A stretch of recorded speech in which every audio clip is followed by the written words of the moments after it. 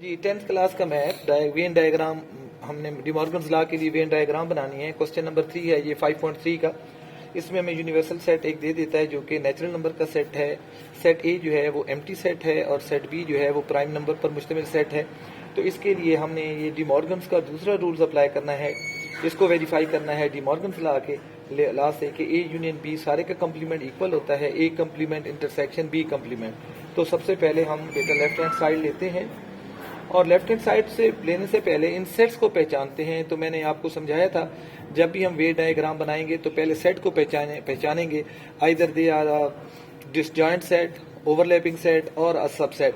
तो इसके लिए हमने कहा था अगर सेट हमारे पास डिसजॉइंट होंगे तो हमारी वेन डायग्राम कुछ इस तरह बनेगी, अगर ओवरलैपिंग सेट होंगे तो वेन डायग्राम हमारी यूं बनेगी, और अगर एक सेट दूसरे का सबसेट होगा तो फिर वेन डायग्राम हम इस तरह बनाएंगे। अब क्योंकि ये दोनों सेट हमारे पास डिसजॉइंट हैं तो हमारी वेन डायग्राम कुछ इस तरह आएगी। तो उसके लिए हम लेफ्ट हैंड साइड लेते हैं और उसको हल करते हैं। तो लेफ्ट हैंड साइड में हमने ए यूनियन बी लेके उसका कंप्लीमेंट लेना है। तो हमारे पास है जी यूनिवर्सल सेट को हम हमेशा रेक्टेंगल से रिप्रेजेंट करते हैं। ये हमारा यूनिवर्सल सेट है।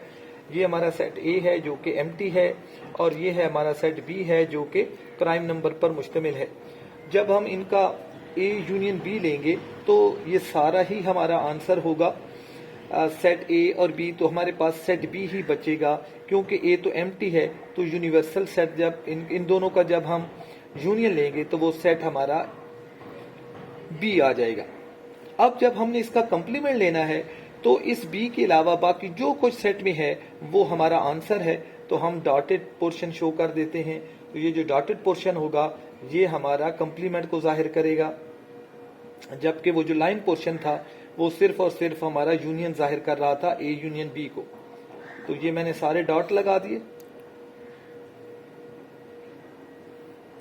सारे एरिया में। सेट ए के अंदर भी आएंगे सारे। तो बी के अलावा मैंने बोला जो कुछ भी है वो हमारा कंप्लीमेंट है ए यूनियन बी का। तो अब हम लिखते हैं जी ए यूनियन बी सारे का कंप्लीमेंट, और वो है जी डॉटेड पोर्शन। जो डॉटेड पोर्शन है वो हमारा आंसर है। ये तो हमने लेफ्ट हैंड साइड सॉल्व कर ली। अब आ जाते हैं जी राइट हैंड साइड की तरफ। राइट हैंड साइड में ये हमने बना ली जी यूनिवर्सल सेट ले लिया। सेट उसी तरह डिसजॉइंट ही हमने लेने हैं ए और बी को। पहले हमने ए का कंप्लीमेंट लेना है। ए तो एम्प्टी है। अगर यूनिवर्सल में से कुछ ना निकालें यानी कि एम्प्टी सेट कुछ भी ना निकले तो ए ही यूनिवर्सल सेट ही रहेगा।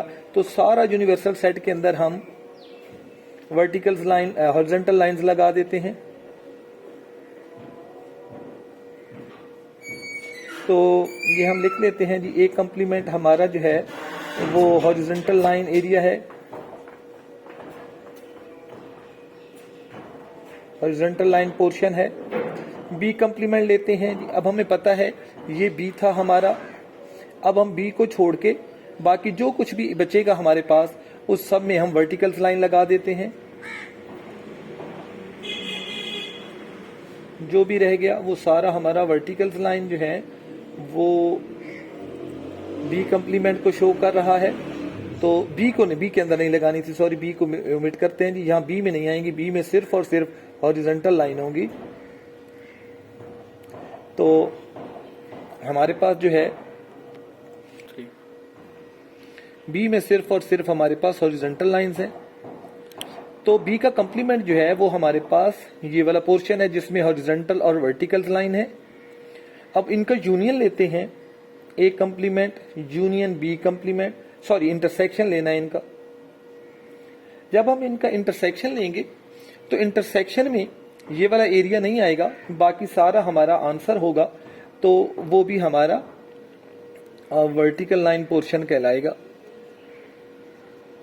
तो दोनों आंसर हमारे सेम आ जाएंगे। अब ये हॉरिजॉन्टल पोर्शन नहीं आएगा, बाकी सारा पोर्शन हमारा दोनों में कॉमन था। तो यूं हमने Venn diagrams by De Morgan's law by Venn diagram prove किए।